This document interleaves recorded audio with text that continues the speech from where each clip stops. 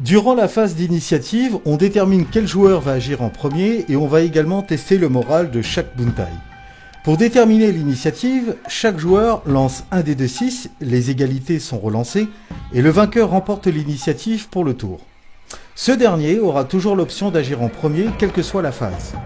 Concernant le test de morale, on considère dans Ronin que le combat est une expérience effrayante et que les guerriers pourront peut-être perdre à un moment ou un autre la volonté de continuer à se battre.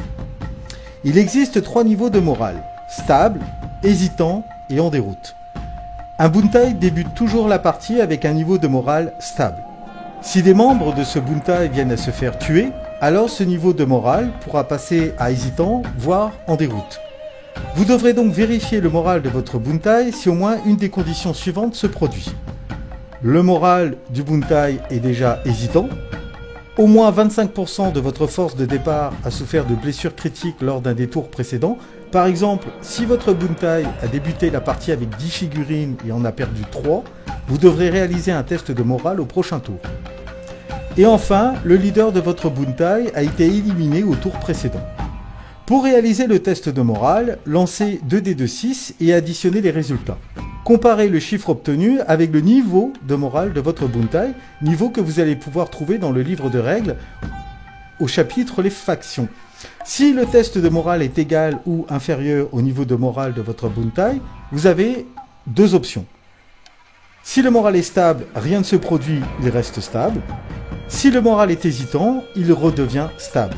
En revanche, si le test de morale excède le niveau de morale de votre buntai, vous avez là encore 2 options.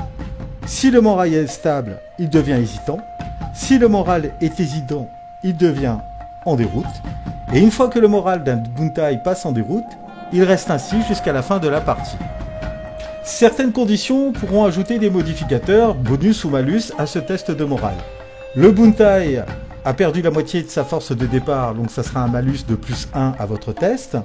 Le moral du buntai est déjà hésitant, malus de plus 1. Le buntai a au moins une figurine avec la capacité de commandement, ce qui sera souvent le cas des samouraïs. Donc là par contre ça sera un bonus, il faudra retirer moins 1 à votre test. Le buntai a dans ses rangs un porte-bannière et là vous aurez la possibilité de relancer le test de morale. Dans tous les cas, un résultat naturel de 2, vous avez obtenu 2-1 au dé, est toujours un succès, et un résultat naturel de 12, dans ce cas vous avez obtenu 2-6 au dé, est toujours un échec. Vous aurez donc compris que lorsque le moral de votre buntai est stable, vous pouvez agir tout à fait normalement. Mais que se passe-t-il lorsque ce moral passe de hésitant, voire en déroute?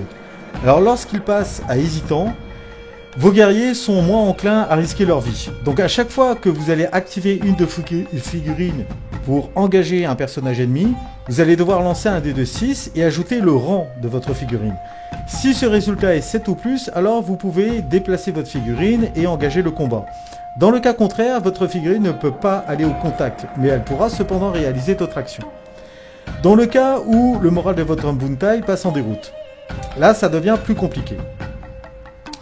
Donc, ça veut dire que votre buntai commence à vouloir se retirer du champ de bataille. Et on a vu qu'une fois qu'il passe en déroute, il reste jusqu'à la fin de la partie. À chaque fois que vous allez vouloir activer une de vos figurines, vous allez également devoir lancer un dé de 6 et ajouter au résultat le rang de la figurine activée. Si le résultat est 7 ou plus, la figurine peut agir comme vous le souhaitez. Dans le cas contraire, la figurine devra effectuer un mouvement de course en direction du bord de table le plus proche en évitant tout personnage ennemi qui se situera sur son passage. Si la figurine finit par quitter la table, elle ne peut plus revenir en jeu. Vos figurines qui sont engagées au corps à corps à ce moment précis ne sont pas affectées par ce statut.